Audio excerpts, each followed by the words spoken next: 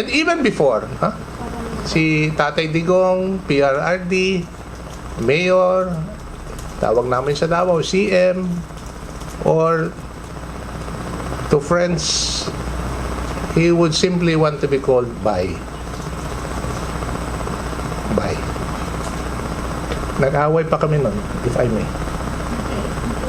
Re-report ka ba tungkol sa The Hague? Merong bagong nilabas na ayan!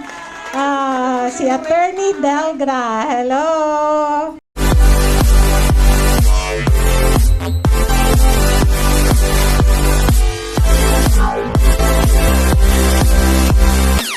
Especially if such a political party is solidly grounded on principles that advances and protects people's interest. Yan ang PDP. And that's the reason why I'm here, to express my solidarity to the party. And I would like to take a step back insofar as looking at PDP as a political party. I am not a political animal. I am just a political observer on the side, especially during elections. But when I would look at political parties, especially during elections, karamihan ng mga political parties, they come and go. It's very fleeting. Pagkatapos ng election, mawawala na yung partido.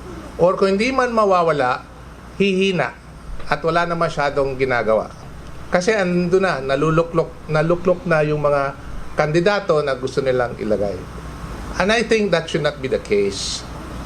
Because when a political party is not solidly grounded, ang nangyayari, ang nauuna yung kandidato. Ang partido ang tumutulak sa likod. Ngayon, pag makita mo, like what happened in the last election, front and center, together with the candidates, ang political party. Yun ang gusto nating makita. It has happened and let's continue to do it that way, if I may suggest it. Kasi front and center, ang nagdadala po sa kandidato ay yung partido. And the principle behind that the party was grounded and established at the time when it was established 44 years ago should remain valid even until now. Why is that? Because if I may recall, yung PDP po was established at the time of upheaval, at the time of social and political unrest. Sa panahon ng ama ng ating Pangulo, sa panahon ng martial law. So, dyan mo makikita yung lalim at lawak ng partido when we talk about having to come together in order to address the social and political unrest in the country at that time. 44 years later, we are in the same mess, and we need to protect, we need to address, and we need to solidify. Let's make it 1 million in a week, in a month, 2 million. Yes. No? Because again, I like to look at PDP in another perspective. PDP kasi, it's not like some other political party where the politicians or the political party leaders are up there looking down and trying to dissect what the people down there needs so that they will be able to get their votes. Ang PDP po is very much grounded on the ground. Kinakausap mo yung tao, na? At dinadala mo yung tao, nakikipagkain ka sa tao, na? Yung sentimento mo nasa tao. Talagang ka-level mo yung tao. Ibig sabihin, nakikilala mo yung tao at anong kailangan natin. So I think that is what's important to understand why PDP has lasted this long. And I hope it will continue for the next 44 years and beyond.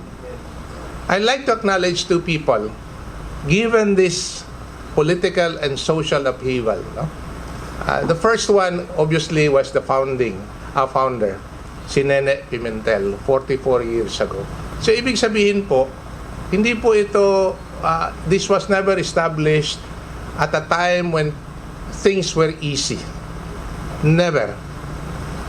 The party was established because we were in dire need. The country and the Filipino people was in dire need. Kailangan talaga may motibasyon.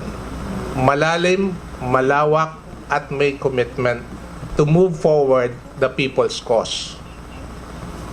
44 years later, nakita po natin na and even before, si Tatay Digong, PRRD, Mayor, tawag namin sa Davao, CM, or to friends, he would simply want to be called Bay. Bay. Nag-away pa kami nun, if I may. Kasi when he asked me to meet, I like to take a side trip with Digong. Sabi ko, Sir, Mayor, wag na. Tawagan mo na lang akong Bay. And then, sabi ko, I cannot do that because, he was mayor and then I keep on saying, sir, ayaw niya. And kami lang dalawa. Actually, tatlo. Si Senator Bongo. Ayaw niya magpatawag. Bay lang. Ang haba ng diskusyon namin just for how you're going to address him. And that's how simple the man is. Those people out there don't know him. They don't know him. We know him.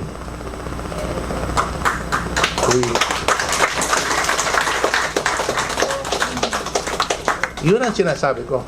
He walked with his people, he eat with his people, he listens to his people. And that is a reflection of what PDP is. And I hope it will continue to be that way. Maraming salamat po.